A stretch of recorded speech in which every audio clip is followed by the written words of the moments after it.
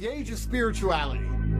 It's time to not do yoga because that's gay, but like you got to look for some kind of spiritual endeavor. I chose fighting personally because I think that entering the cage and beating the shit out of somebody, having your life put on the line and struggling for air against a worthy adversary is as spiritual as life gets as a man. But it's the age of spirituality because we're all to be replaced by machines quite quickly. And perhaps the only thing that's going to differentiate you is a spiritual component. If you're strictly regimented inside of this physical world, you're going to lose. ChatGPT can outperform most of you at most tasks already. That's a free app on a web browser. Where are we going to be in 10, 20, 30 years from now? The only thing that's going to be able to differentiate you from the machine mind, from the hive mind, is a degree of spirituality. So we need to all go on some degree of spiritual quest. Then you have to ask yourself, what is the spiritual quest? What is spirituality? Because there's people who read the books and walk with the rocks, do the garbage. But I don't think that's real spirituality. I think real spirituality is truthfully always been some degree of battle, whether it's a battle against yourself or a battle against an adversary. That's what spirituality is. That's what it's for. Good versus evil, heaven versus hell. So you need something to fight against. I analyze myself quite often. Why do I do what I do? Why do I say the things I do and keep getting myself in trouble? Why don't I just shut up and vanish on a boat with a bunch of women and live a happy, easy life? I think it's because there's a spiritual component to war. Knowing that I'm doing the right thing or believing that I'm doing the right thing against oppression makes my spirit happy. Because if you're not going to become a spiritual being in the coming years, I don't know how you're going to differentiate yourself from the machine minds. I don't know how you're going to even compete in this world any longer. You have to be prepared to sacrifice your flesh to resist enslavement. Otherwise, you're just going to be another cog in the machine. Even worse, you're going to be replaced by a machine as your previous place inside of the machine. And then I guess you just become a slave asking handouts from the government. So what are you fighting for? I guess this is a very interesting question to ask most people. In fact, since I've become rich and I don't really need to make much sense to the common man anymore, it's a question I ask quite often. Members of staff come to me and they say, oh, hi, I'd like to work for you, and I can do this, I can do that. I say, what are you fighting for? What do you mean, buyer? What do you mean, what do I fucking mean? Why are you getting up and consuming calories? Why are you waking up and doing anything anymore? You could lay in bed for the next 2 weeks, you'd find food, you wouldn't starve, your bills would get paid. Why are you even waking up in the morning? What are you even doing with your life? What is your goal? What is your objective? There are no vacuums. There are no empty space. All of the land of Earth has been conquered. You can't go and find land that doesn't belong to somebody else. If you're achieving anything, if you're expanding your consciousness in any direction, you're expanding it against opposing forces. You have a nemesis for all regards. As you grow spiritually, there's a huge bubble around you which is trying to constrict you, which is trying to keep you in your place as a slave. You are at war if you are enlightening yourself, if you're learning things. This is what most people don't understand. It is a battle. Spirituality is a battle. Learning about yourself and learning about other people and learning about what it would take for you as a person to be prepared to sacrifice human years inside of a jail cell to resist enslavement, not only for you, not only for your family, but for humanity as a whole. That is a spiritual battle. And in the age of machines, it's only going to be the spiritual people that have any kind of differentiation between the Matrix and humanity at all. Don't you understand? That's why you have to do the things you're supposed to do, because you're supposed to do them irregardless of the consequence. That's why you must do it. Because if you don't, you're entering a playing field you can no longer compete on. You are becoming a terrible version of a machine. You can't do math quicker than a calculator. You are going to lose. You now have to be a spiritual being to matter in this world. It's quite interesting how God, the universe, whatever you want to call it, depending on your religion, has given us now in this age of technological advancement so many spiritual battles to fight. We are fighting for the soul of humanity. We're fighting for the ability to have children who respect us and who obey us, and have families which are sanctimoniously protected from the outside programming by the Matrix. We are fighting for the ability to live free, to have a point of view. There are endless spiritual battles all around us. They've been given to us at the exact time we needed them. We needed spiritual battles, and here they are. So most of your waking day as a man, of course you must make money, of course you must train, of course you must prepare for the oncoming enslavement in the physical realm, but you need to prepare in the spiritual realm. You have to ask yourself a question: are you genuinely prepared for the consequences of doing the right thing? I think you reach a level of enlightenment when you understand that you are. One of the most fantastic things about this saga that I've been through is that I have no fear of jail. I've been to jail. I've been in and out of jail 5 times now. You know those guys and say, oh, you hear about that guy? Oh yeah, he's in and out of jail. That's me. But now I'm no longer scared of them. The worst thing they can do to me within the confines of the law is lock me up. I'm not afraid of it, which has made me more determined to do the right thing. More determined to feed my soul and feed my spirit and be a spiritual being who's doing the things he believes to be right purely because they believe to be right, irregardless of the consequences here in this physical realm, because the physical realm is soon to be conquered purely by the Matrix and the machine minds, and there's going to be nothing left for us at all anyway, besides an artificial version of reality that they'll project into your eyes, very much like the Matrix. We're 50 years away from you putting on goggles and pretending to be a millionaire and pretending to sleep with girls in Miami with your little goggles on, jerking off. In fact, most of you are already there. You're going to either live inside of the slave machine mind, or you're going to be one of the rebels resisting, doing the right thing because it should be done. You know, when I was younger, I'd date a hippie girl and she'd say, your third eye, karma. And you'd be like, shut up. I mean, I'm still like, shut up. Because the women don't really understand it. They just read it or they see it on Netflix and repeat it. But there is a point to it. There is a point that you need to start looking at the world differently. You need to look at it from a karmic standpoint, a karmic viewpoint. There are karmic retributions that you don't quite understand. Everything I do, I look at very logically, make a very logical real world plan, then I look at it karmic. How will this karmically affect me if I'm successful? How will this karmically affect me if I fail? You can actually put yourself in a position where you win either way. I'm a legend if I walk. I'm a legend if I go to jail. Win-win. You need to analyze everything from the karmic standpoint. I understand what I'm saying is going to go over a lot of your heads. But truthfully, if you go to work to make money to feed your family because you know you need money to pay the bills, that's one thing. But if you go to work to make money to feed your family because you believe it is your duty as a man to provide to the people you love, and you believe that them respecting you for doing that will allow them to listen to you and trust you, so when you tell them what they saw on the TV was wrong, and you can help them resist the enslavement which is being broadcast into their eyes directly from the Matrix, and they're more likely to listen to you because of the respect they have for you for the hard work you've done, then your job doesn't just become a job about currency or a job about paying bills. It becomes a spiritual job that allows you to gain karmic points in the realm which will be used to save the souls of the people you love. Do you understand? Demons are real.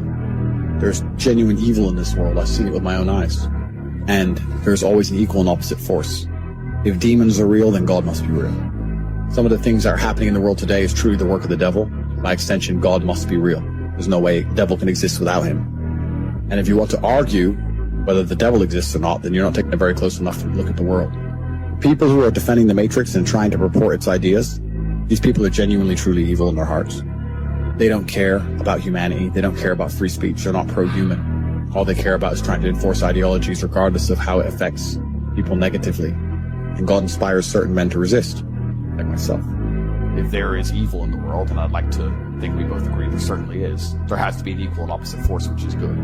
Even the idea of God as a notion, if that idea of God resists evil, then God is real. Even just the concept of God in and of itself, if enough people believe it makes them do good, then God must be true, and that's the equal and opposite force of the evil of the world. So I don't see how anybody with a conscience cannot believe in God anymore. People who are atheistic and go, God's stupid, you don't need God. They're not even smart enough to look at the big picture and realize without God, there's nothing. When 10 armed men turn up at your house, put a gun to your head, you'll wish God was there. You'll be praying then, Mr. Atheist. And it could have been prevented in the first place if society was preserved, if there weren't atheists like you talking godlessly. Without God, there's nothing. And if you don't believe in God, in the world we're currently in, then I don't know what's wrong with you, because God is the only one who can fix this mess. We're going to need God to fix this mess. And what we need, once again, is for people to love each other and care about their community and care about their children and care about one another. And if that's not God, tell me what is. You can't replace God with anything else. You can't replace it with money. You can't replace it with government. Because it's only faith in God that's going to make you say, no, I believe in X. God wants me to tell the truth and stand up for what is right, despite the fact that I am persecuted for it. Why are all the people in charge of the world trying to get rid of God? That's the only thing they fear. For anyone who also doesn't believe in God, if these religions are man-made, why do they go against the wills of men? The final barrier to the slave programming is always going to be God. They're going to come along and convince us all that the sky is green, and it's unfortunate because slowly they're going to win. And the only barrier to this insanity is God, the book that says yes and no, simple. And now we're living in a society which is so brutally corrupt to the core. The best hope you have is to find a society where people are afraid of God. As simple as that. Only God is going to get to a point where he says, it doesn't matter how much you pay me, it doesn't matter how you've psyoped me and indoctrinated me. I know that my holy book and the God I believe in says this is wrong, so I refuse to believe. Which is why they fear God, which is why they don't want to teach children about religion. They have to remove God so they can attack all of these different institutions with these insane ideologies. And these ideologies are weaponized virtue. Only God can save us now, my friend. Because we ain't got anything else. There's nothing else to believe in. If you believe in God, you're not going to worship your wife. You're going to respect your wife. You're not going to allow a woman to trounce all over you. Everybody worships something. Yeah. By talking about being an atheist, you think you're just showing the world how smart you are and that nothing's above you. But it's absolutely not the opposite. You're worshiping clicks, likes, money, some human. It's garbage. I also believe that God can be proud of you when you do your absolute best. And I don't think many people genuinely do their best in the world anymore. So when I'm sitting in a dungeon, I'm sitting in a Romanian jail cell, I understand that it is a chance that God has given me and my ancestors are watching for me to do my absolute best and to show to them that I am the man I say I am. I think that would be a very amateur way to view the world, that you can now become one of the most famous men in the world who talks about mental discipline and mental resilience, and God's not going to test it. Well, it says in the Quran, just because you believe, you think Allah will not test you.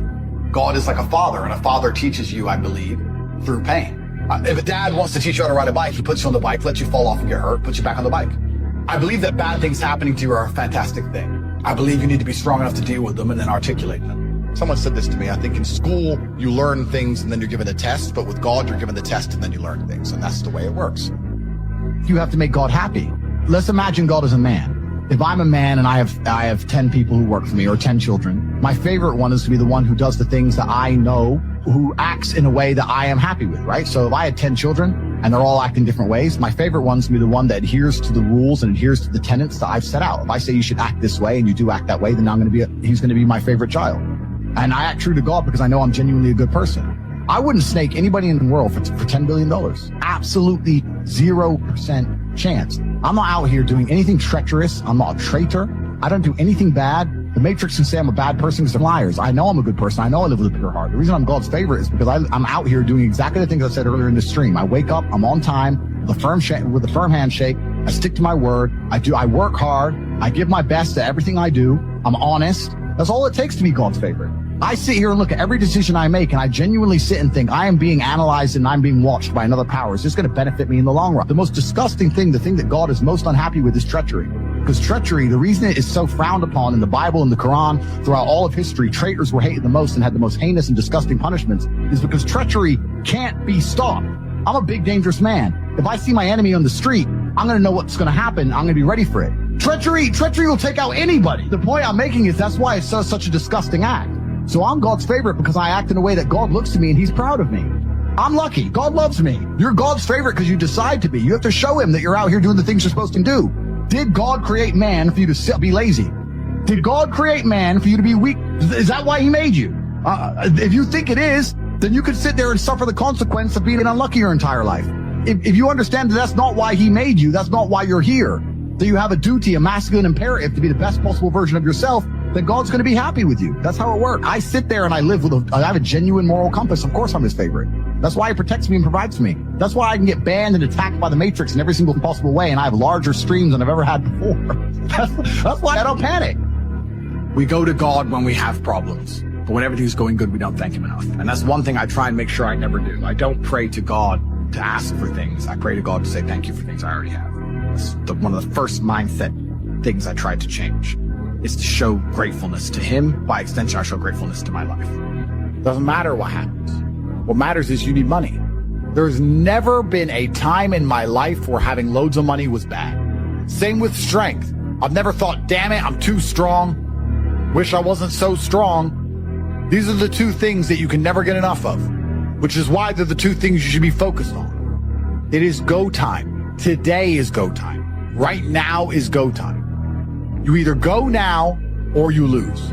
Now you can finally take some action and get something done. And it is your job to win as much as possible.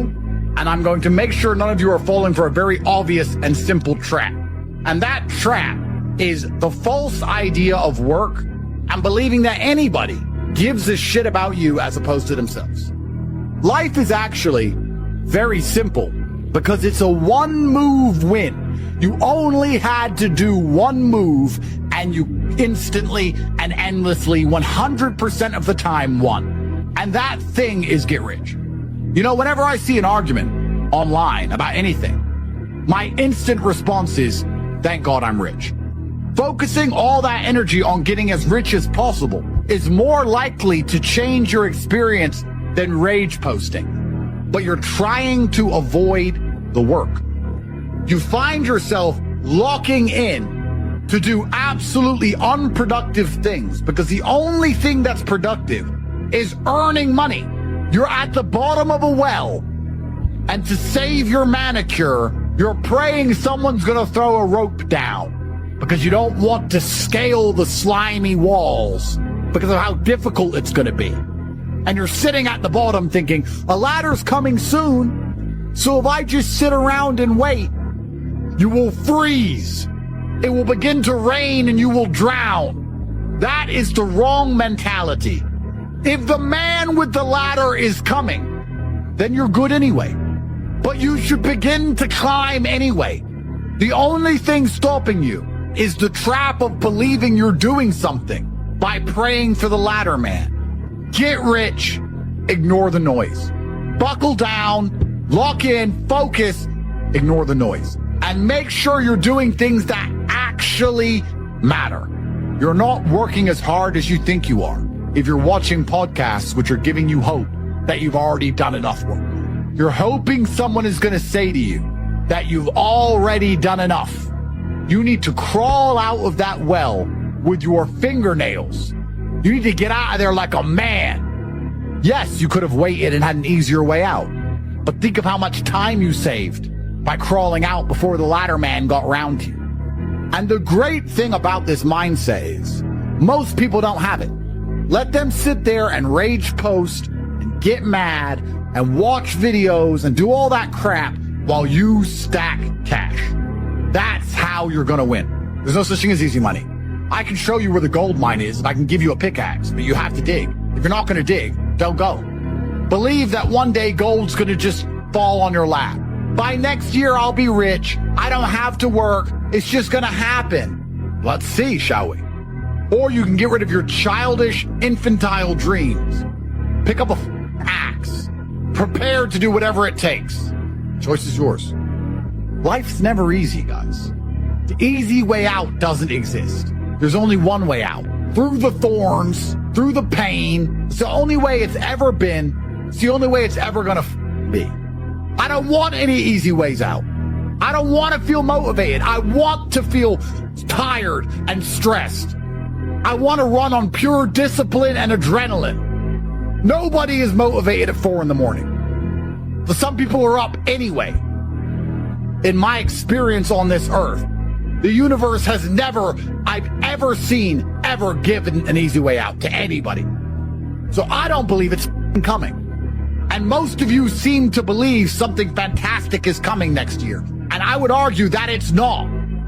It doesn't matter if you go up or down, you need to make money. It doesn't matter if it's hot or cold, you need to make money. It doesn't matter if you go left or right, you need to make money. It doesn't matter if you're happy or sad, you need to make money. It's the only way to leverage yourself in this economic game that none of us can possibly escape. And what are you doing? And your version of locking in is finding copium. That's what you call work. I'm not going to tell you an easy way to make money. I'm not going to tell you can just buy money and sit there and do nothing. I'm going to tell you how to crawl out. I can only teach you how to do things the hard way. That's all I know because it's all I've ever done. I've been the guy who had to crawl out by the skin of his teeth every single time he ever escaped absolute decimation. If there's someone out there who you believe in, who's promising you an easy way out, then go believe them. I don't know any easy way out. If there was an easy path out, why are so many people still stuck? Why are so many people still trapped? I can't give you easy answers. I only have the hard answer. And the hard answer is for you to knuckle down, stop praying for a miracle via digital currency, and start working all day, every day, until you finally have enough for you to no longer have to be forced to live an experience you don't enjoy anymore. It's amazing how much you can achieve if you actually try. When we ask you at the end of 2025 what you've achieved, you should have a list and not feel a deep sense of shame. So I want you guys to knuckle down, lock in, and pay a lot of attention, because 2025 has to be a year that we all remember, filled with amazing stories. The matrix can be cracked. You can make a bunch of money, but you need to take responsibility and do it. Nobody else is going to wake up and care more about your life than you. If you won't wake up every day and say, I need to get rich, nobody else is going to wake up and say, I need to make him rich. Yeah. Nobody else is going to do it for you. So if you don't think it, nobody else is going to think it, which means nobody thinks it. You're the only person on the planet who can think it. And I always knew, I never doubted for a second I would be what I am. I was just like, there's no way that guy in the Ferrari who drove past me is a better person than me. And I was not arrogant, because arrogance prevents you from working. Arrogance to the people who watch Love Island and go, I'll be rich later. Most people are very arrogant. I was never arrogant. I understood, okay, I'll just outwork him. Maybe he's smarter than me. Fine, I'll outwork him. There are people out here who are prepared to work their ass off. If you're not going to be that guy, then you're going to lose. And I've yet to experience in my 36 years a man who genuinely tries their very best and is genuinely motivated to make sure they're the best version of themselves, who doesn't get what they want. The last thing you should lack in the world today is motivation, because truly people are running out of time. Not only when you go to college do you end up in a bunch of debt, even worse, it's for a dream. And the Matrix is very good at this. It dangles a carrot. Get a good degree, then you'll be rich. Pay off your mortgage, you'll be rich. Just pay off your student loan. Don't worry, just keep working. The carrot's coming. You'll get it one day. Next time you see a rich guy, go up to him and say, how'd you get rich? I've never heard anyone say university. When I was 16, I saw the guy in the Ferrari. I was like, I'm going to college and he isn't. And he ain't going to work. I knew at 16 everything they told me. But there's still people who think they have 5 years to waste in college. Let's conservatively estimate I make a quarter million. 5 years ago, I was probably making 20. That's the difference 5 years ago. And they're going to sit there and do what? Read a book? Go party? Oh, fraternity. Bro, the gap is closing. The elites hate you. They're here to decimate you and your entire bloodline. You're 22 at the height of your capabilities, the height of your energy. It is Friday. Are you making money? What are you doing? I really want to see this band. I guess you just deserve to lose, friend. I don't feel sorry for you. That's how I feel. So imagine how the elites feel. We're scum to these people. And if you start to understand it all, the last thing you will lack is motivation. People don't even think about this stuff. They don't use their brain ever. They don't ever look around and realize how they're spending their money. They don't look around and look at which businesses are successful. They know all about the football results. Know all about Rihanna. Know all about that crap. All about Love Island. So if you're going to be a lazy dummy watching Love Island and not try and think and use your brain, guess what? You're going to stay fucking broke. The average people come to me and say, what do I do? I'm just the average guy. And my only answer is stop being the average guy. Any man out here who goes, I'm just going to work hard, do my bit, and obey the laws, and I'll have a good life. No, you won't. Just doing your job is never going to make you rich, because you're just going to be taxed into infinity and you're going to stay broke. Man, it's about to be worse than ever before. As the price of assets soar, the rich are going to become richer and the poor are going to become poorer. It's been proven. IQ has nothing to do with how successful you are. Very smart people are broke. Very dumb people are rich.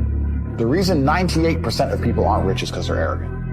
Genuinely arrogant in your soul must you be as an individual to look at people who are massively successful with all the credentials and all the proof and believe for some reason you're too good to listen to them. If Mike Tyson walked in here and said he's going to teach me how to punch, even though I'm already a kickboxing world champion, I'd listen. And it holds them back. They refuse to fucking learn or listen to anything. I don't need any more money, but there's fuck all else to do.